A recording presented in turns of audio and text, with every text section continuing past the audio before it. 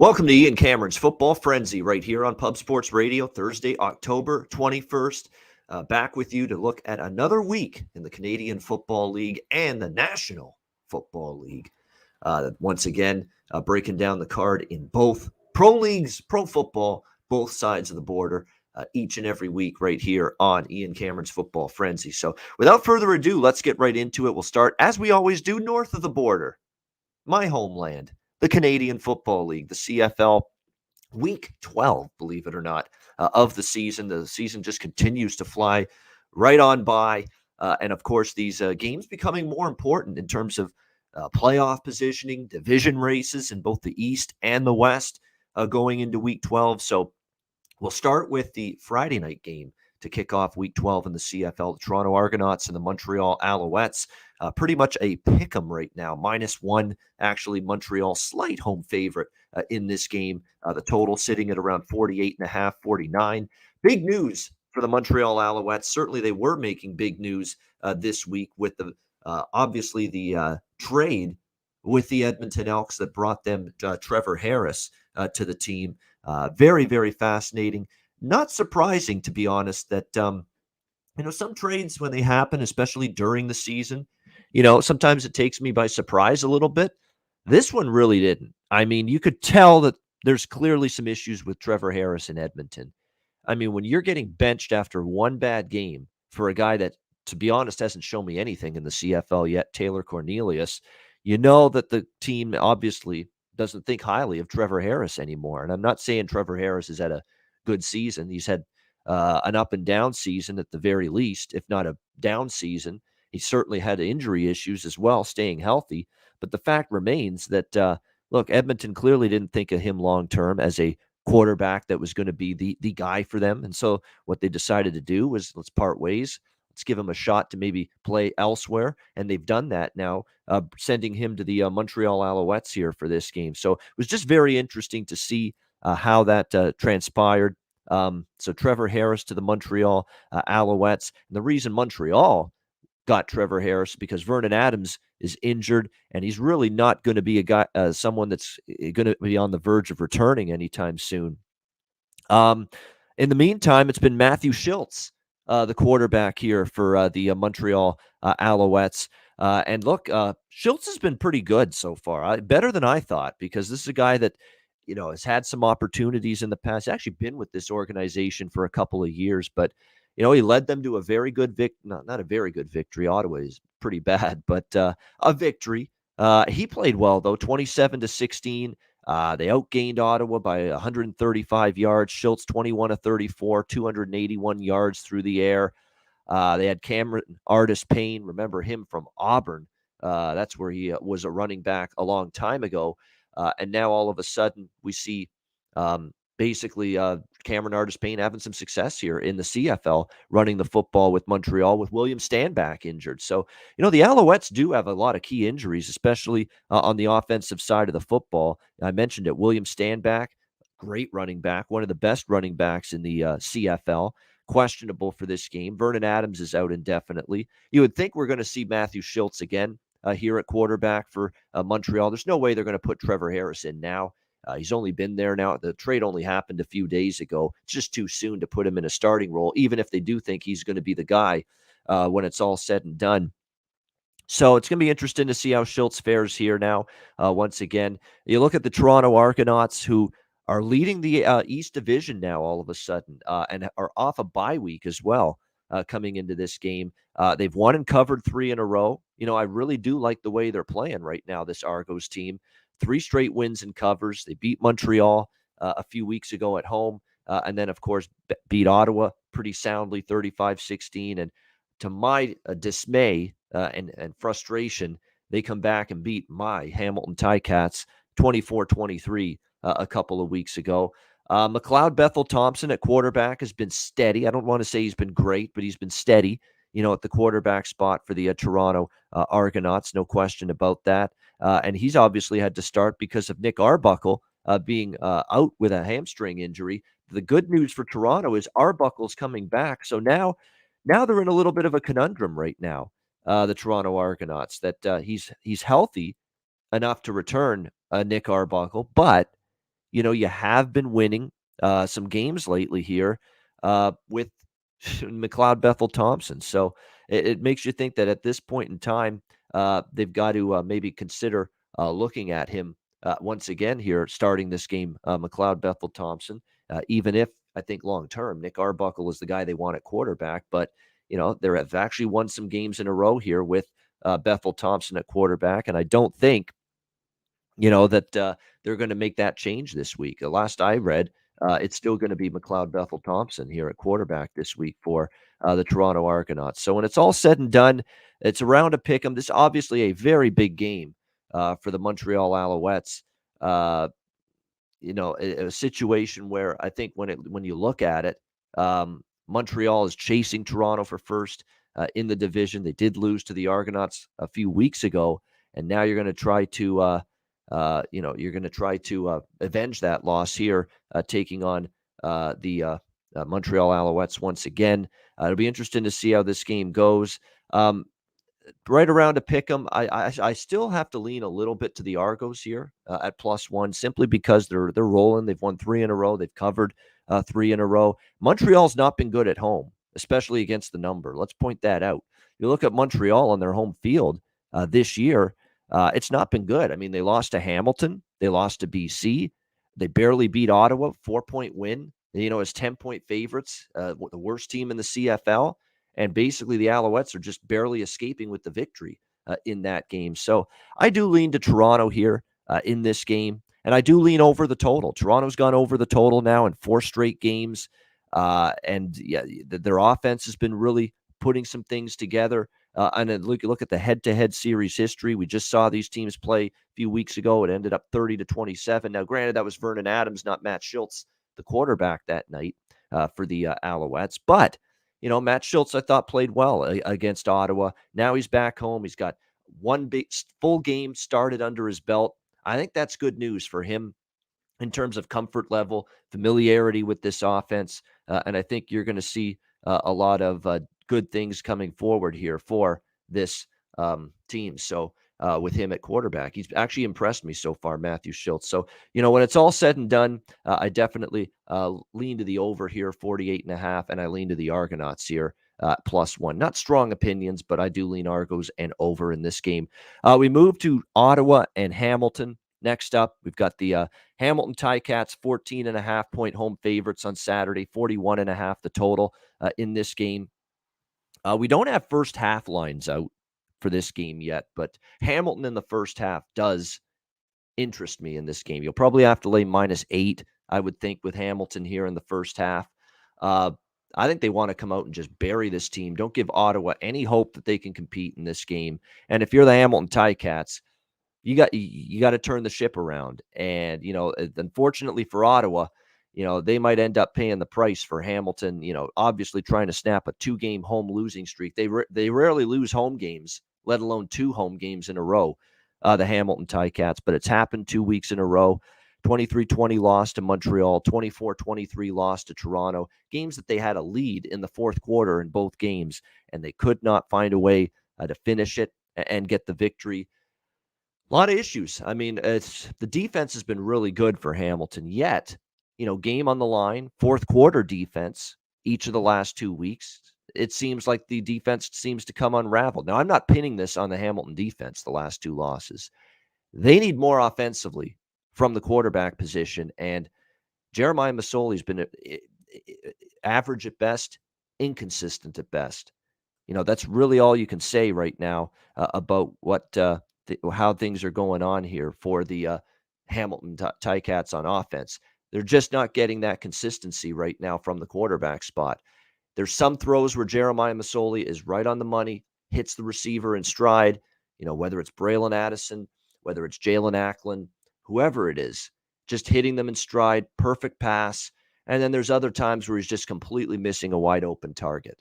And that's basically what we've seen now for a few games in a row from Masoli. Now the quarterback controversy is going to definitely start up. It already has this week going into this game, that Dane Evans has been activated from the injury list and is on the active roster this week here for the Hamilton Ticats. So now the question becomes, is he going to start here on Saturday. And let's be honest, Dane Evans, before he got injured, he was really starting to play some good football for the Ticats, and you could argue playing better. Certainly win-loss record with Dane Evans at quarterback compared to Masoli, there has been a difference. They've won more games with Dane Evans. So the gut feel that I have, and knowing Orlando Steinauer as well as I do, and just some of his tendencies, is that he's always going to play the guy that that gives him the best chance to win moving forward. So definitely, I think this is a spot where you're going to see, I think, Dane Evans back at quarterback, because he has been that kind of coach where he's going to be looking to give his guy, the best, start the guy that gives him the best chance to win. And I think right now that's Dane Evans. That quite honestly right now is Dane Evans. I mean, the Soli is just not one throw to the next. One throw's perfect, one throw is completely off the mark. That's exactly what you've seen from him the last few weeks. And, that's concerning. That's concerning. There's no question about that. And I think you need a little bit more stability. I also think you need to stretch the field more. That's the one thing that's kind of disappointed me. Look, Jeremiah has never been a great downfield thrower of the football. He just hasn't been that. But what he has been is a short to intermediate passer, and he's been accurate with those. We've even seen him miss some of those throws. What Dane Evans, I think, does have in terms of an advantage over Jeremiah is that ability to hit the deep ball and stretch the field a bit more. I find on those throws that are 20 yards or longer, Dane Evans has been a little bit more accurate and a little bit more precise, with those throws than Jeremiah Masoli. And I think that could end up being the difference maker when it's all said and done. In terms of how do you end up making the decision who starts? Well, you go with the guy that can maybe stretch the field a little bit. I think that's Evans right now, better. And then you go with a guy that obviously the team, because it is a team game and team success is what matters. At the end of the day, the team has had a better ability to win games with Dane Evans at quarterback. And I think that is why you're going to end up seeing this team go to him and Orlando Steinauer go to him at quarterback here in this one. The bottom line is Ottawa's dreadful. Hamilton already beat up this Ottawa team once this year in Ottawa. And if you're going to, snap the losing streak, you got to get back to 500. You are now trailing both the Argos and the Alouettes in the East Division. If you're the Ticats, you're 2 games behind Toronto right now. You're 1 game behind Montreal. You're in a spot right now, believe it or not, where the playoffs are still not playoffs. You kidding me? Playoffs? I'm just hoping we can win a game. I'm kind of feeling like Jim Mora as a Ticat fan right now. Seriously, I'm just hoping we can win a game right now. Like, this is supposed to be the year Hamilton's hosting the Grey Cup, and here I am worried about if my team now is going to be a playoff team. Seriously. I mean, because you look at it, most years, the 4th place team in the West Division crosses over to knock out the 3rd place team in the East Division, because that's the way the playoff format works. If the 4th place team in the opposing division has a better record than the 3rd place team in the current division, the 4th place team in the opposing division will come over and take the playoff spot from the 3rd place team in the other division. And I'm worried that happens. Like, the 4th place team in the West is BC. They're 4-5. My team is 4-5. Like, if we finish 3rd in the East, we put ourselves in a massive amount of jeopardy to miss the playoffs. And that's why this is a huge game. They got to stop the bleeding. They got to bounce back after 2 straight home losses. And look, they get the best opponent possible to make that happen, because Ottawa is just absolutely awful. 2-8 on the season. Caleb Evans, it was going well for him early. That first start, he took everybody by surprise, and now he's not performing as well. 16 points and 3 straight losses for Ottawa. I don't want to say defenses have figured him out, but it kind of looks that way. So I like Hamilton early in the game. I don't know if I'd want to lay 14.5 for a full game. That's a big number for a full game point spread, but to come out strong, to really, really fly out of the gate. And look, Hamilton's been good in the first half the last couple weeks, in these losses that they've suffered. They were up 12-5 at halftime against Toronto.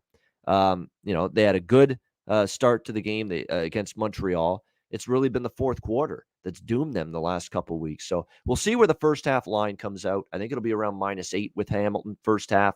I'm definitely going to be interested in taking that here. Hamilton here -8.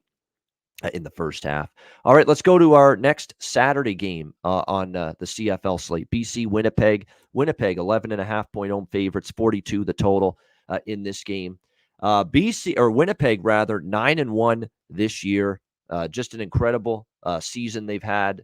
Clearly the best team and the team to beat for the Grey Cup this year as they look to defend the Grey Cup that they won 2 years ago.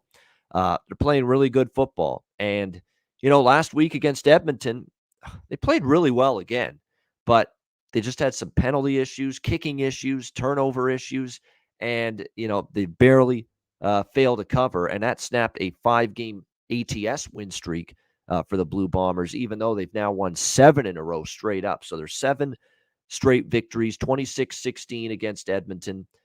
And now you're seeing what the issue could be with Winnipeg here down the stretch.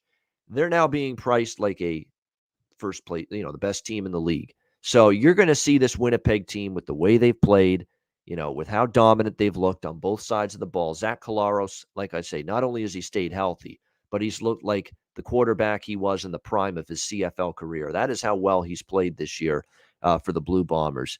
This receiving core for the Bombers doesn't get enough credit, for how solid they've been as well. When you look at who they've got, Darvin Adams, when you see the emergence of guys like Kenny Lawler, who's had an outstanding year. How about Rashid Bailey last week as well for the Winnipeg Blue Bombers, stepping up with 6 receptions, a touchdown, and 93 yards. It's a receiving core that doesn't get a lot of attention, but deserves it for sure with the way they have played. Andrew Harris, banged up in the loss last week, ended up leaving the game due to injury, questionable to play in this game. But if you see the way Brady Oliveira basically ran the football for the Blue Bombers, I don't think you're too worried. I mean, this is just such a good offensive line that they are able to run the football even without Andrew Harris. And Brady Oliveira runs for 105 yards. A pretty solid day running the football for him. So, they'll miss Harris, but Harris, I don't think quite the back he was a couple of years ago. The injuries continue to mount for him. I don't know if you're going to get it's Andrew Harrison decline. I'm trying to say it politely. It's Andrew Harrison decline, I think, at this stage of his. Now, he's had a great career as a running back in this league, but to me, he's definitely on the downward slope just a little bit. So I think with Brady Oliveira, if he's the starting running back, I don't think it's that significant for Winnipeg. The defensive line's just amazing how good they are. They get constant pressure on opposing quarterbacks, and they stop the run pretty well.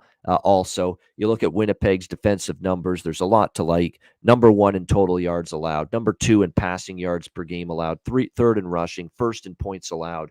I mean, they're at the top of the league in a lot of different statistical categories.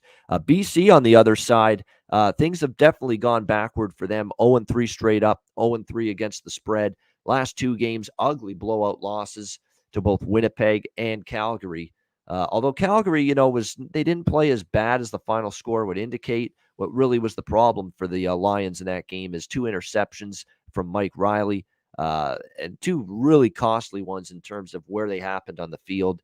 They were moving the ball at times, and then just some bad drive killer interceptions from Michael Riley in that game. And he completed 13 of 25, not a great completion rate, 145 yards. They didn't really run the football at all in that game, and they are banged up too at running back, which is a concern as well for the Lions going into this game. Shaq Cooper is questionable, and you look at who else is out here. The O-line still, a couple guys questionable.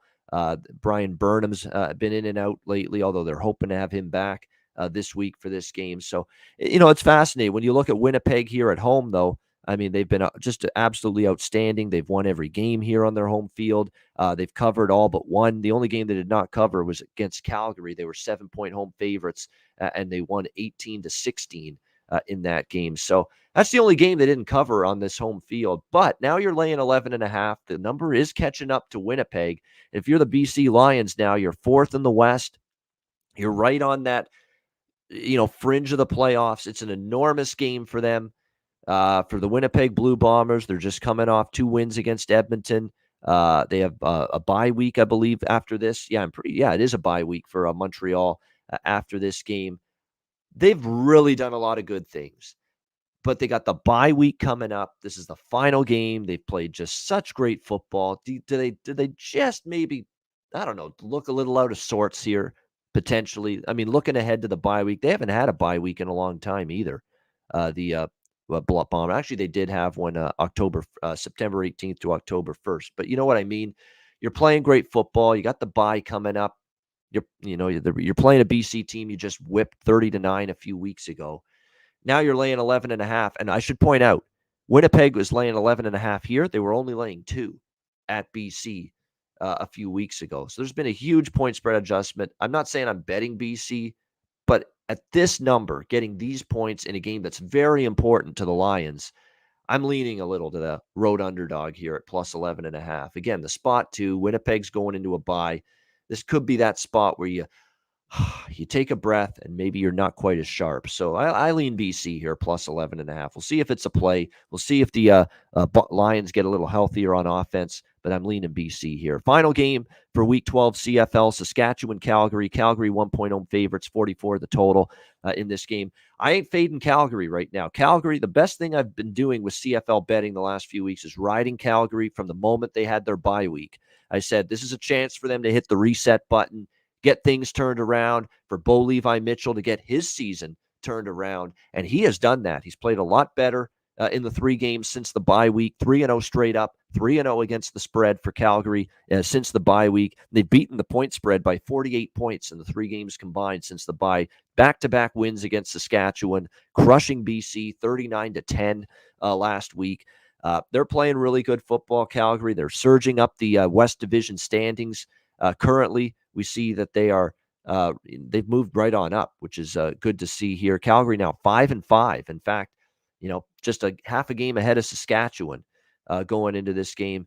And when you look at the Rough Riders, the good news for Saskatchewan, the one thing they do have in their favor is they're off a bye. That does help them, and it's the thing that concerns me. But Calgary played BC last week, and BC was coming off a bye, and it didn't seem to derail Calgary's performance by any stretch of the imagination. So, yeah, Saskatchewan is rested. They are off a bye, but they're also in Calgary for this game.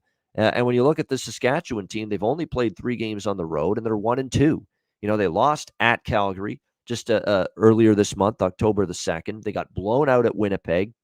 The BC win was their only road win.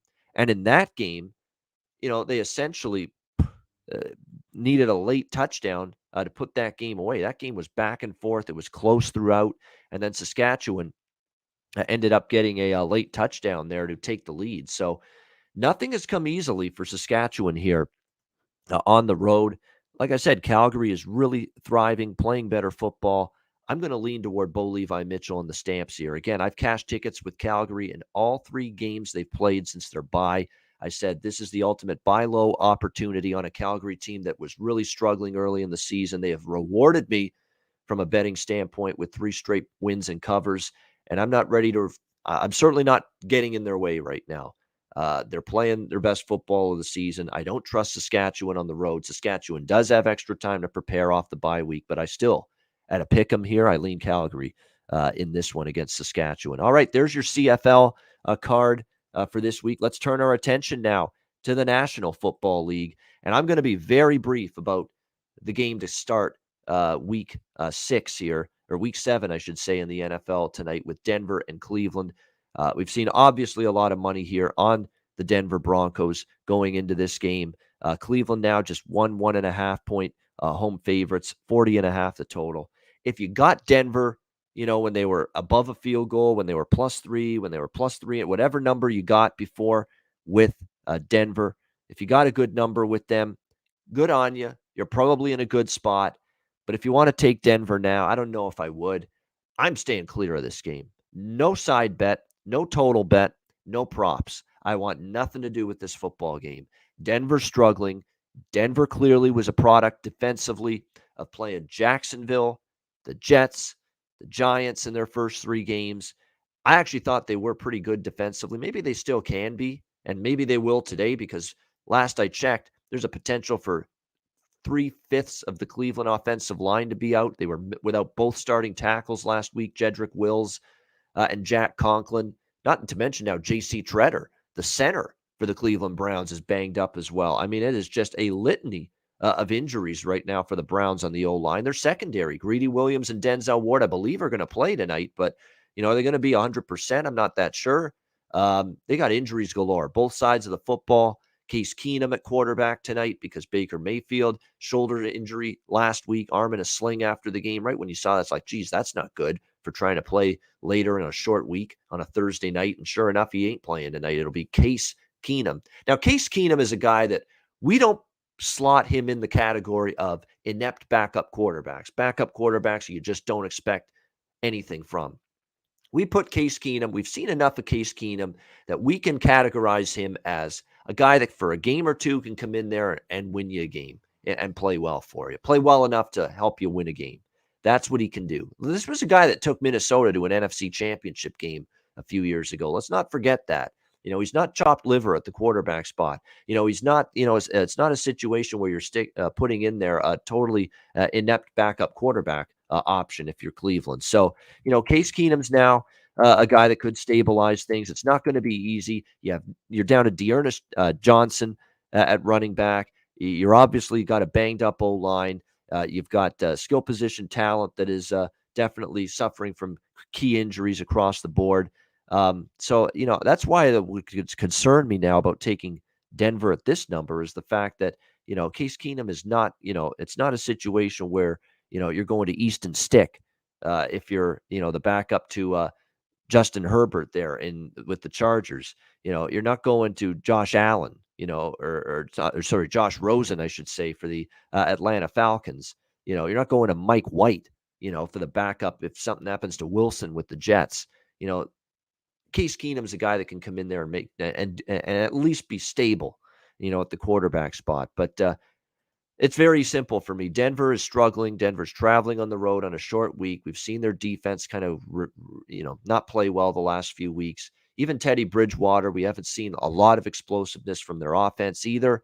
But at the same time, Cleveland is too banged up and injury riddled to want to back them. So it's an easy pass for me. The money's come in on the under, and you can understand why that is. It probably will be difficult for either offense to really get on track here tonight in this game. All right, we move to Sunday now and the rest of the NFL Week 7 card. We'll start with Cincinnati and Baltimore. The Ravens, 6.5-point home favorites, 46.5 the total in this game.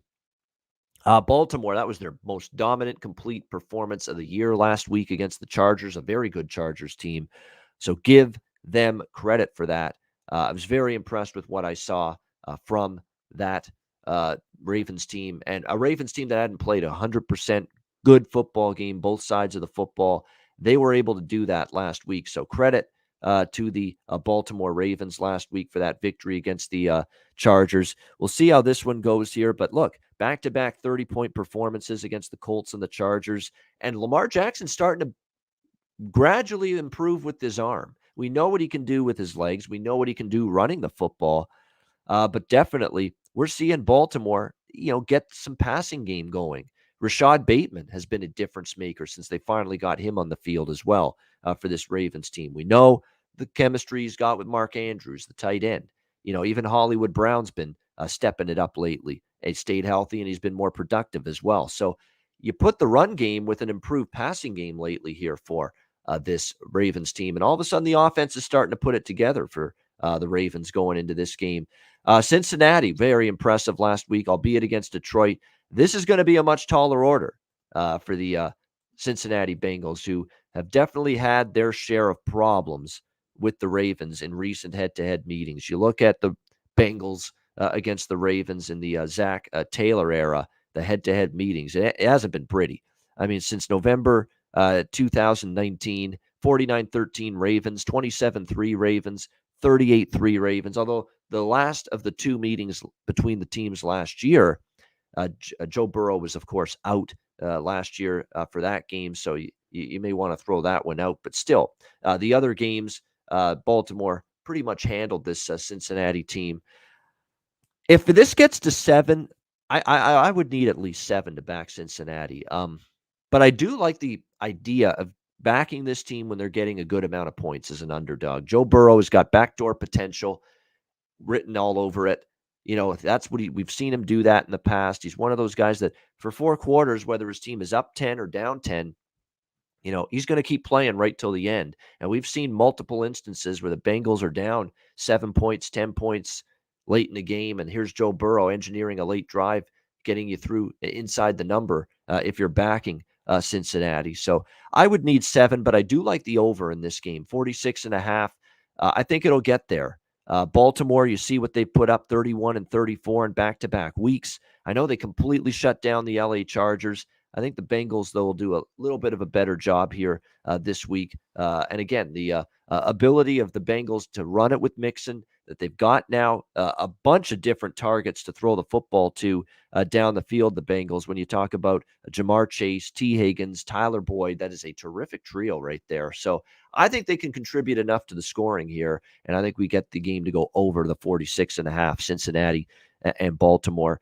Carolina Panthers, New York Giants. Panthers 2.5-point road favorites, 3 in some spots as well, 43 the total.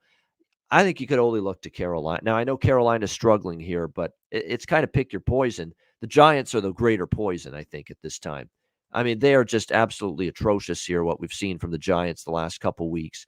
You see how they've performed. The Dallas lost 44-20, 38-11 to the LA Rams.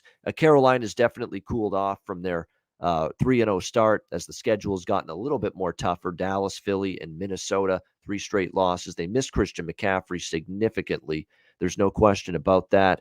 The good news is some reinforcements on defense for Carolina. C.J. Henderson, they think highly of him at the cornerback spot. Missed the last game with a shoulder injury, but expected to return here in this game for Carolina. That would certainly be a benefit to them, no question, especially with J.C. Horn, another key cornerback, out for the entire season, suffered way back in September, that injury.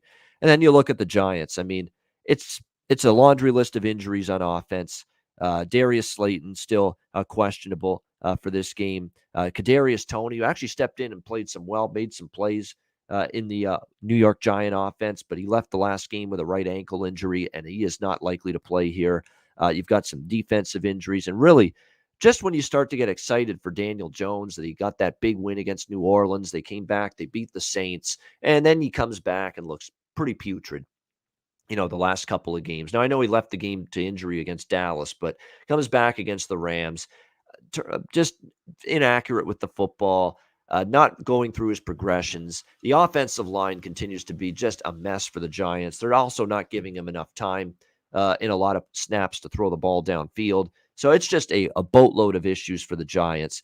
And for Carolina's defense, what have we found out about Carolina?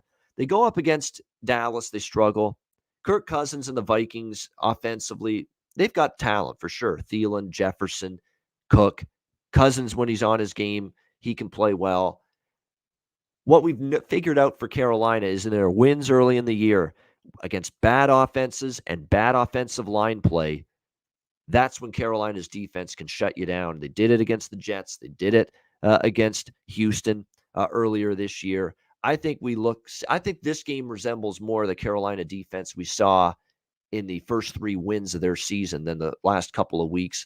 At less than a field goal, I like the Carolina. I just cannot get behind New York right now. It's an absolute mess.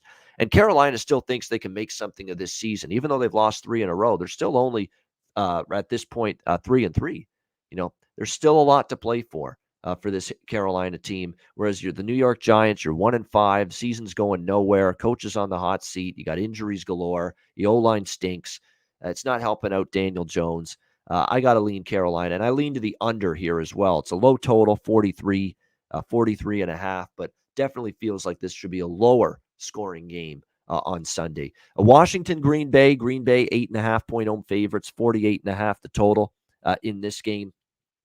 I think Green Bay is a good teaser option here. I don't know if I want to lay this number, but I think you put Green Bay in a teaser. That's a good way to go. They are already 2-0 straight up, 2-0 against the spread at Lambeau Field this year. Washington defense continues to be one of the most disappointing defensive teams in the NFL this year.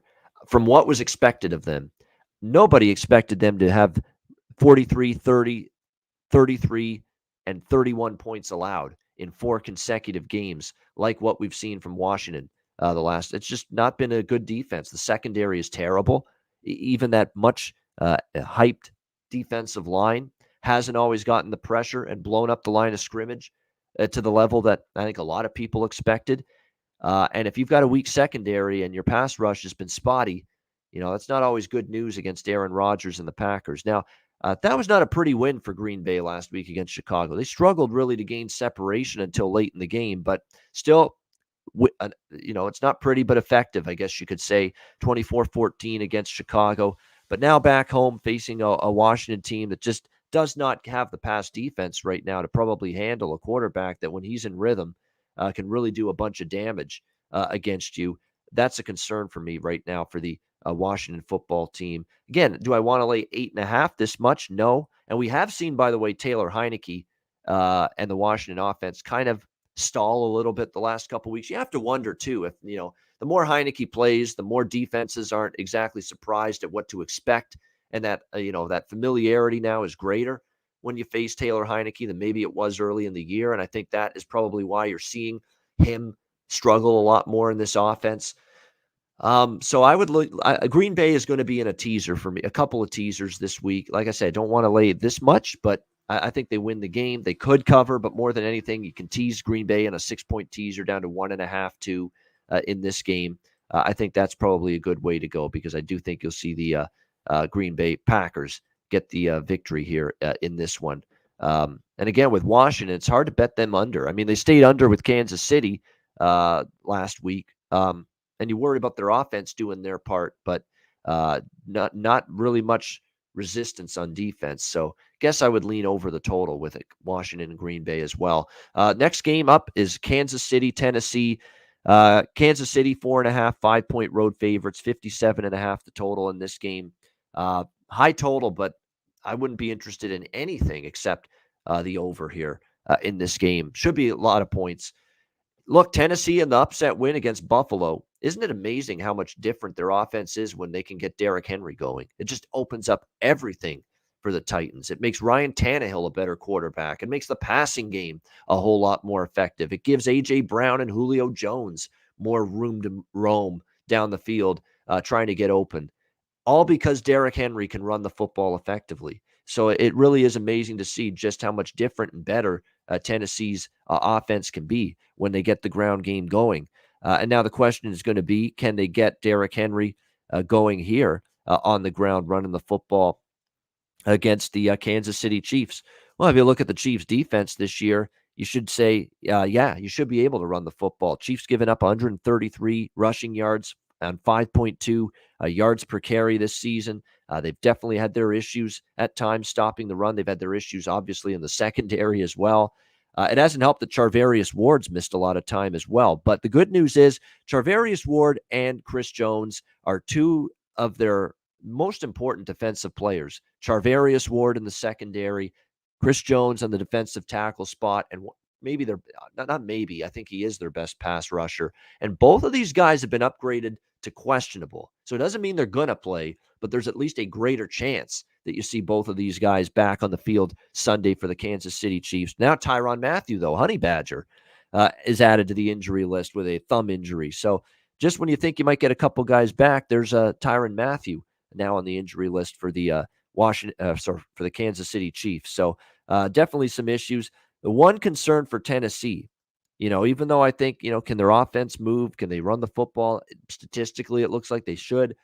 But a lot of those statistics aren't going to factor in that Taylor Lewan got hurt last week, head injury, and he's questionable for Sunday.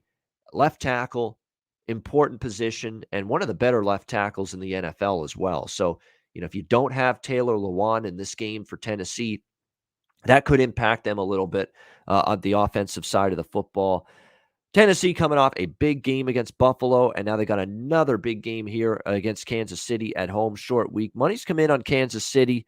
Kansas City did finally win and cover last week against Washington. So, and we're not asking Kansas City to lay the 7 points, or more. That oftentimes that's when Kansas City has not been covering, when they've been laying the bigger numbers.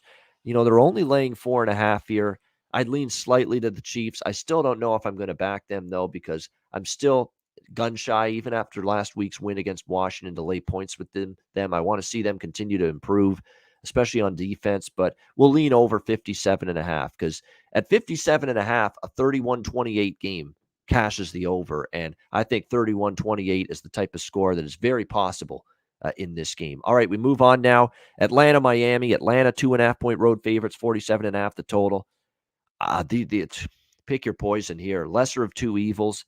I think the lesser of two evils is Atlanta, and I hate Atlanta. I have been fading Atlanta a lot. I have not backed Atlanta yet this season, but I think Miami is at the point where how do you trust them? And from a spot perspective, and who's fresh and who isn't? Atlanta's off a bye week. Arthur Smith, for as underwhelming as he's been as a head coach so far, he at least has extra time to prepare. And you got the Miami Dolphins, who are a injury-riddled mess. Their offense is shaky. Their defense has kind of collapsed the last few weeks. I mean, they gave up drives to give Jacksonville points, back-to-back drives late in the fourth quarter last week, which is why they lost that game. And now they're flying back from London, England. And now they're playing a week later, no rest.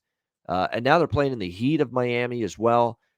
To me, it's just from a situational and scheduling perspective, it's all Atlanta with the advantage here. It's a question of are they good enough to win the game and cover? That's still a question mark in my mind, but it's a lukewarm lean to Atlanta.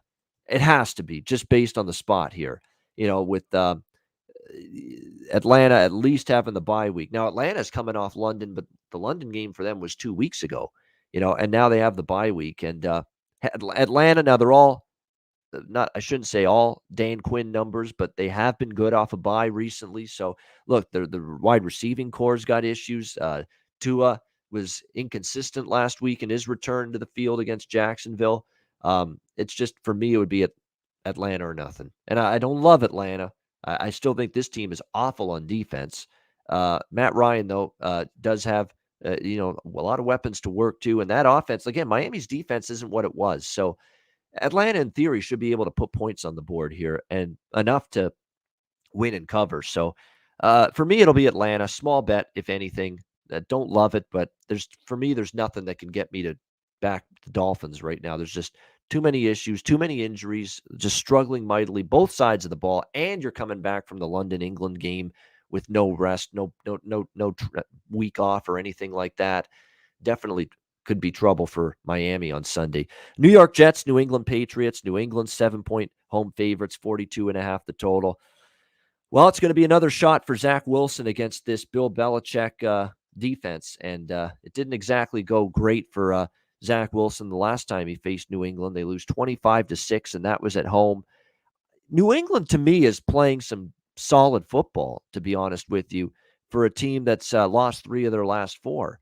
The Saints game was obviously not a good one, but they battled Tom Brady and the Bucs very tough. They could have and maybe should have won against the Dallas Cowboys last week in that crazy game. They continue to still be, I think, a little bit better than their 2-4 record would indicate, but they're just not finding ways to win games right now. Whether it's, a play here on offense, a play here on defense. But look, they played a very good Dallas offense last week. That's not going to be what you're going to get from the Jets here. And I was disappointed for the Jets. I thought the Tennessee win in overtime could spark them, in London a couple weeks ago against Atlanta, a very, very beatable Atlanta team, and they ended up losing 27-20. Now, the Jets do have a bye week. So that's the good news coming off that London game. But I don't know if it's enough to back them. I got to think New England wins the game. I mentioned Green Bay earlier in the show being a teaser option for me. New England would be a teaser option for me. Like a Green Bay, New England teaser makes sense. You get both teams in that -1, 1.5 range. I like those. That is a 2-team 6-point teaser. Green Bay and New England makes sense to me here in this one. I just don't have that faith the Jets can go to Foxborough, win on the road here against a New England defense that, don't devalue them too much for struggling against Dallas. A lot of defenses have struggled against Dallas. Detroit, LA Rams, 15-point home favorites, 50.5 the total. I don't have a strong opinion, but it's a lot of points to be laying with the Rams. And because, look, Jared Goff's been rough. The Detroit team has struggled. That was ugly last week against Cincinnati. But he's got a point to prove, too. And if there's one game that maybe he steps up and shows you something, it's here. It's just a lot of points to be laying here for the LA Rams. Now, again, they were bigger favorites last week on the road against the Giants, and they ended up crushing and they ended up smashing the Giants in that game. I just don't know if at home here, I'm ready to lay 15 with the LA Rams in this spot. Now, they were 9.5-point home favorites the first week of the year against Chicago. They ended up winning that game by 20. It's difficult, I understand, to back Detroit, but Detroit's also had their games where, prior to the blowout loss to Cincinnati, they lost by 2 to Minnesota. They lost by 10 to Chicago. And if they don't have so many red zone issues, they could have covered and maybe even won, believe it or not, that game. And we know that it took a miracle field goal for Justin Tucker for Baltimore to beat them. So it's tricky, this game. I mean, it's just too many to lay in this spot, considering you've also got Goff on the other side. Everyone's talking about how, Sean McVay and the Rams and Matt Stafford certainly wants to beat his former team. Well, Goff does too. And to me, it's just a lot of points. And the Rams defense still, to me, they've given up some yards at times. And what do you see here from the Rams? The one thing that concerns me about taking Detroit is that the Rams, their next game is at Houston. So it's not really a look ahead at all. You're playing a bottom feeder. So there should be focus here for the Rams going into this game. So it's a pass for me with just the slightest of leans to the Detroit Lions. Next up, we've got Philadelphia, Las Vegas. Las Vegas, 3-point road favorites, 49 the total. I like the Raiders here at -3 as a home favorite of just a field goal.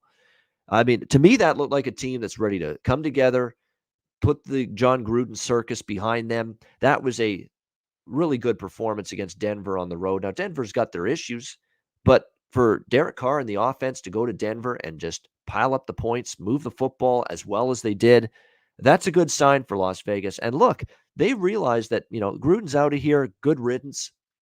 They came together as a team and they played a really good football game. And it makes you think maybe it's a bet on sign for the Las Vegas Raiders down the stretch here. They're 4-2. They're very much alive in the AFC West right now. So I definitely think this is a spot for the Las Vegas Raiders to maybe build on what they did last week against a Philadelphia Eagles team that is very, very erratic. They do have a little bit of extra time to prepare because they played Thursday night last week against Tampa Bay, and they actually covered the number, played pretty well, competitive against Tampa Bay. But now you're going on the road, and we've seen Jalen Hurts. The last road start for him against Carolina, he was a mess, fumbling the ball, inaccurate. The offense did nothing essentially until the fourth quarter of that game. I think this is Las Vegas for me in this game. It's one of the games that I have bet early in the week. Las Vegas -3 here against Philadelphia. Chicago, Tampa Bay. Tampa Bay 12-point home favorites, 47 the total here in this game. Tampa Bay, we saw it last week against the Eagles on Thursday night. That secondary is still very banged up, injury riddled. We'll see if they get Antoine Winfield back. I think they will, but of course they've got Carlton Davis still out, Sean Murphy-Bunting out. It's just a secondary that's had a ton of injuries of late, and that's why I worry about -12 with Tampa covering these kind of numbers. They did it against Miami at home. They didn't cover against Philly. They didn't cover against New England as favorites. They did have a home win and cover against Atlanta as favorites. But again, Atlanta was right in that game until Matt Ryan decided, I'm going to throw a couple of pick sixes here in the fourth quarter. So take that with a grain of salt. You look at the Bears, it's still a work in progress for this offense with Justin Fields.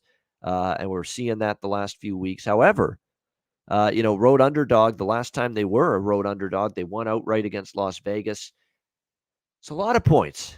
It's a lot of points to be laying with Tampa. Tampa hasn't been a great point spread team this year. They're 2-4 ATS. All of them as favorites. And when they've been favorites this year of 6 points or more, it's been tough for them, tough sledding. 2-3 ATS is 6-point or more favorites this year. It's just a lot of points. I mean, it's just a lot of points to be laying with Tampa Bay, and still a secondary that's depleted somewhat. So probably a pass for me in this game from a side perspective, and probably from a totals perspective. 47. I wonder if Chicago can score enough to get you there. So it's probably a game I'm going to be off. Same with this next game, Houston, Arizona. Arizona 18-point home favorites, 47.5 the total. There's no way I'm back in Houston on the road. I said I made a bad bet with them last week against Indy on the road, and I thought, Indy vulnerable still. Couldn't trust Indy laying 10. 11 points the way they were. But that's now 2 road games for Houston with Davis Mills at quarterback, and they've been outscored 71-3. All right, 71-3. There's some you cannot do it. I just cannot at this point back Davis Mills again on the road after what I've seen from him the last 2 road starts. They get outscored, like I said, 71-3. The last 2 road games against the Colts and the Bills, both with Davis Mills at quarterback. But this is not the a spot for me to be laying 18 with Arizona. They play Green Bay at home Thursday Night Football next week. It's Aaron Rodgers coming to town. It's just not the situation I'm rushing to lay 18 points. So nobody's been more pro Arizona than me. The only undefeated team left in the NFL. If they are focused and they play anything close to their best, they could win by 3 touchdowns or more and cover this number. I just don't want to put it to chance here. So Cards, or it would still be Arizona or nothing, but I'm going to stay off it this week. It's just with the Green Bay game coming up Thursday night, you worry about just a sleepwalk type of effort. If there's ever a sleepwalk game that Arizona is going to have, it would be this one here against Houston. Sunday Night Football, Indianapolis, San Francisco. San Francisco 4-point home favorites, 44 the total in this game. I think the Colts might be a little bit of a bet on. Now, San Francisco is coming off a bye. Jimmy Garoppolo's coming back and will be at quarterback for the 49ers in this game, and they're probably getting a little bit healthier as well. Unfortunately, though, George Kittle is not going to be one of those people returning for the 49ers going into this game. And they're still without some key cogs. You would think they would get healthier and have some guys back coming out of the bye week for them. But other than Jimmy G, I mean, Kittle's still out. Dre Greenlaw, the linebacker, still out. Of course, Jason Verrett's out for the year. Same with Raheem Mostert. Still a lot of key injuries, too. And also the kicker, Robbie Gould. So they got a backup kicker in this game as well for the 49ers against this Colts team. And the Colts are not only getting healthier. Look, it's just one game, but look at the world of difference having T.Y. Hilton back at a receiver made. They've got a little bit more weapons now and options for Carson Wentz. And they've now covered 3 in a row. This Colts team, 3-0 ATS their last 3 games. They beat Miami on the road. They should have beat Baltimore, blew the lead in the fourth quarter, lost in overtime, and pummeled Houston last week. I think there's a buy sign on Indy. Certainly situational advantage, San Francisco off the bye, but San Francisco's not been a good home team for a while, especially against the number. You look at this year alone, Green Bay, they were home favorites. They lose outright. Seattle, home favorites, they lose outright. I mean, this has not been a great point spread team at home lately for Kyle Shanahan, this 49er group. That does bother me a little bit. It's not one of the biggest home field edges you could imagine here in the NFL. So +4, I lean Indy a little bit here on Sunday Night Football in this game. I also like the over a little bit. The Colts are starting to get their offense going. And oftentimes, San Francisco, with an offensive-minded head coach, Kyle Shanahan, off a bye week, put some tricks, some wrinkles, some plays that the defense isn't expecting. And I think Kyle Shanahan, off the top of my head, his record in terms of overs when he's got a bye week or extra time to prepare is pretty good. A lot of times we've seen San Francisco in some higher scoring games coming off a bye week when you give a guy like Shanahan extra time to prepare and scheme an offense for a particular opponent. So I lean over the 44. Again, we're not asking for much. It's 44. It's a reasonable total. I think it can get over that number Sunday Night Football. New Orleans, Seattle, Monday Night Football. New Orleans 5-point road favorites, 42.5 the total in this game. I lean under. I think it's going to be a low-scoring game. I mean, obviously, Geno Smith, had some good moments and some bad moments against Pittsburgh. Moved the football, had a terrible first half. Offense didn't do anything. Second half, they do move the football a bit, but then as the critical turnover and overtime against Pittsburgh, they lose Sunday Night Football last week. Saints, on the other hand, 3-2. They've had some good, some bad performances. Very uneven start to the year for New Orleans, but they are off a bye week. Sean Payton, extra time to prepare. They beat Washington 2 weeks ago, 33-22. I lean Saints here a little bit. 4.5 is the number. I don't know if I'll get there, though. It's Seattle and a primetime Monday Night Football game. Crowd will be into it. But, boy, this Seattle team, the season's kind of slipping away, 2-4. And I don't know if Geno Smith's going to move the football here up and down the field enough to be able to win this game or stay inside this number. We'll see where the line goes. If it comes down, I might pull the trigger on the Saints. 4.5, I don't know if I'll get involved, and I'll lean under as well with Monday Night Football between the Saints and Seahawks. All right, great stuff, guys. Thanks for joining me here on the Ian Cameron Football Frenzy Show every Thursday, 1 p.m. Eastern, 10 a.m. Pacific, breaking down the NFL and CFL football card every week. We'll wrap up the show in just a second, but first, messages from Manscaped and Southtown 101.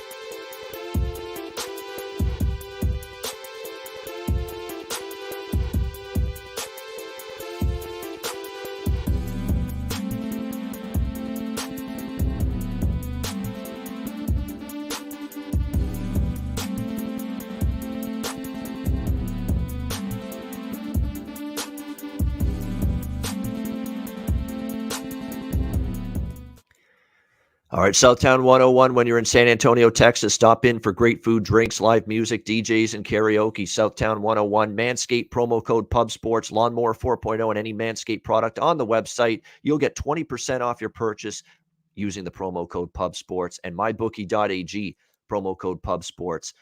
Football season, lots left. NBA's here, NHL's here, baseball playoffs still ongoing. College basketball in a couple weeks. Great time of year. Sign up for an account, mybookie.ag. Bitcoin accepted currency for your deposit. Mybookie.ag, promo code PubSports. All right, let's wrap up the show. Let's give you a CFL and an NFL best bet. Again, this is not set in stone yet. This is best bet as of right now, what we're looking at. CFL, like we don't even have lines fully available at every book just yet. But I'm still going to go ahead and give you a best bet in each. In terms of CFL best bet, let's go with it's a tough card this week. I don't love anything at the first glance, but let's go with Toronto and Montreal. Let's go over 48.5 with that. It's you got the numbers widely available. It's the Friday night game, Toronto, Montreal over 48.5. For NFL best bet, let's go Las Vegas Raiders -3 against Philadelphia. I think a buy sign and a bet on team at the moment, Las Vegas. I mean, and they've played good football at home. Good win last week against Denver. Do I trust the Eagles on the road? No. They should have lost to Carolina a couple weeks ago. Carolina was just brutal with turnovers and interceptions, particularly Sam Darnold in the second half. I'm definitely looking at Las Vegas here, only laying a field goal at home against the Philadelphia Eagles. And I think you might see this team actually go on a little bit of a run here. It seems like that was a monkey and a piano off everybody's back, seeing John Gruden gone. And they played like it last Sunday against the Denver Broncos. So Raiders, I think a little bit of a buy sign with them, -3 against Philadelphia. We'll go with that for best bet. The only thing I was close, Cincinnati-Baltimore, I was considering that the over in that game as best bet material as well. But we'll go with Las Vegas here, laying the field goal at home. All right, great stuff. I'm back on Pub Sports Radio later this afternoon, 4 p.m. Eastern, 1 p.m. Pacific, NBA Pub Hub. It'll be me, Dutch, Trotwam, and Billy Briz on the show today, and we will break down the Thursday NBA card. Only 3 games, but we'll break them down for you on the NBA Pub Hub later this afternoon, 4 p.m. Eastern. Join me then. This is Ian Cameron. Have a great football weekend. Cash some tickets. Enjoy the games. Good luck. Make some profits. And we'll be back next Thursday right here, 1 p.m. Eastern, 10 a.m. Pacific, with another edition of Ian Cameron's Football Frenzy right here on Pub Sports Radio.